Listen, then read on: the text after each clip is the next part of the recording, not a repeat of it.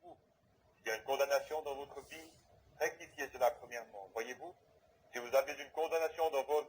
Vous pouvez demander à Oral Robert et à une douzaine d'autres personnes qui ont la foi de venir ici et de prier pour vous et de sauter de bas en haut et de verser de l'huile sur vous par 5 litres à la fois. Et cela ne bougera toujours pas, c'est vrai. Qu'arrive-t-il à ceux qui ne sont pas guéris dans les réunions d'oral? Je les retrouve dans la ligne de prière. Vous l'entendez dire qu'on en avait déjà prié pour lui. Un homme avec des cheveux foncés assez grands, une forte mâchoire.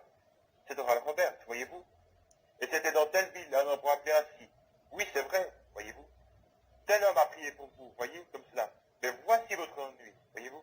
Allez rectifier cette chose. Allez là-bas et confessez ce péché à votre mari ou à votre femme. Allez faire cette chose. Cela ne fera jamais du bien, peu importe qui prie pour vous, avant que vous rectifiez cela. La condamnation est dans votre cœur, et Dieu ne viendra pas dans ce cœur qui est condamné. Dieu n'y habite pas. Vous devez le rectifier. Ensuite, quand vous l'avez fait, vous devez avoir la foi. Si tout est juste, vous devez avoir la foi et croire. N'ayez pas peur. Dans le livre de Job, il est dit que Job eut peur, et ce qu'il craignit arriva effectivement. Qu'est-ce qui en fut la cause?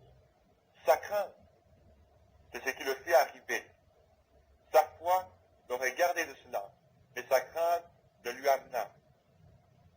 Il avait peur que cela arrive, et cela arriva. S'il avait su que cela n'arriverait pas, cela ne serait pas arrivé. Voyez-vous ce que je veux dire? Si vous avez peur lorsque vous venez dans la ligne de prière et vous pensiez, peut-être que ce n'est pas une foi suffisante, cela n'arrivera jamais, ne vous inquiétez pas. Mais si vous savez que cela va arriver, cela arrivera. Voyez-vous, c'est la substance de quelque chose. Job craignit que ces choses lui arrivent, et elles lui arrivèrent. Si vous craignez que votre maladie ne vous quitte pas, elle ne vous quittera pas. Si vous avez la foi, elle vous quittera. Demandez à n'importe quel médecin. La première chose qu'il fera, c'est vous donner confiance dans le médicament qu'il vous donne. Si vous n'avez pas confiance en lui, vous feriez mieux de le laisser. Voyez-vous, c'est sûr. Alors qu'est-ce que c'est? C'est la foi qui opère la guérison. C'est la foi qui fait cela tout le temps. Pierre, tout allait bien pour lui jusqu'à ce qu'il ait peur. La parole lui avait dit qu'il pouvait marcher sur l'eau. Premièrement, il eut peur, car il pensait que c'était un fantôme. Elle dit, Seigneur, si c'est toi, ordonne que j'aille vers toi sur les eaux. Il dit, viens. C'est exactement la même chose que Jacques 5,14 et que Marc 16. Le même Dieu qui a dit cela a dit, viens. Et ainsi il commença à marcher. Tout allait bien. Il sortit du bateau et commença à marcher sur. Il y avait un grand orage sur la mer. Vous savez, avec de grandes vagues coiffées d'une crête blanche. Elles étaient plus grosses que les collines ici autour. Et les dunes se brisaient sur eux. C'était terrifiant que ces 5, peut-être 6 mètres d'écume blanche qui se brisaient. Et c'était une chose terrifiante pour lui de demander, Seigneur, si c'est toi, voyez-vous, il ressemblait à une ombre ou un fantôme. Il dit, si c'est toi, ordonne que j'aille vers toi sur les eaux. Jésus lui dit, viens. Et il fit un pas et dit, Seigneur, je marcherai. Et quand il vit les vagues, il eut peur. Que se passa-t-il dans son esprit? Premièrement, il pensa, je vais marcher parce que la parole m'a dit de marcher. Et ensuite, il regarda ces symptômes. Il regarda et vit la grosseur de ces vagues et il eut peur. Et aussitôt, il s'enfonça. Voyez-vous, ce qu'il craignit arriva. Ce qu'il crut arriva. Quand il crut qu'il pouvait marcher, il marcha. Quand il eut peur dans ce qu'il croyait, alors sa substance le quitta. Le voyez-vous? Il professait toujours sa foi, mais il n'avait pas la substance. La substance aurait passé par-dessus cette vague et aurait été directement vers lui. Il avait eu la foi parfaite, voyez-vous, mais il ne l'avait pas. Il pensait qu'il l'avait. Il l'avait au début. Il était prêt à se hasarder en dehors du bateau. Le Seigneur m'a dit de le faire. Cela doit arriver. Ainsi, il sortit du bateau et s'en alla. Il n'a jamais pensé aux vagues, combien contraires elles étaient. Cela ne lui va jamais à l'esprit. Maintenant, quand vous commencez à penser, ah non, attendez, vous savez, j'étais malade si longtemps, stop. Vous feriez mieux de retourner sur le bateau, voyez-vous.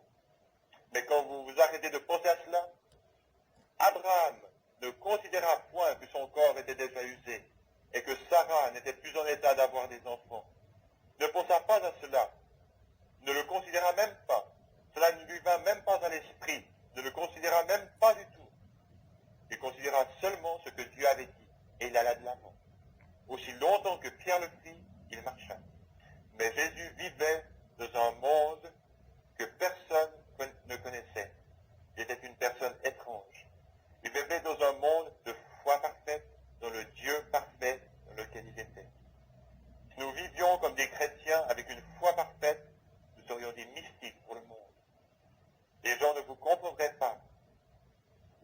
étiez dans l'esprit. Ce que l'esprit dirait, vous le feriez. Ce qu'il interdirait, vous ne le feriez pas. Alors les gens commenceraient à dire, vous seriez une personne mystique pour eux. C'est ainsi pour tous les croyants, ils sont des mystiques. Les gens ne comprennent pas parce qu'ils vivent dans un monde à eux. Jésus vivait dans un monde que personne d'autre pouvait toucher. Les disciples ne pouvaient le comprendre. Quand il leur parlait, ils disaient ensuite, tu parles par énigme.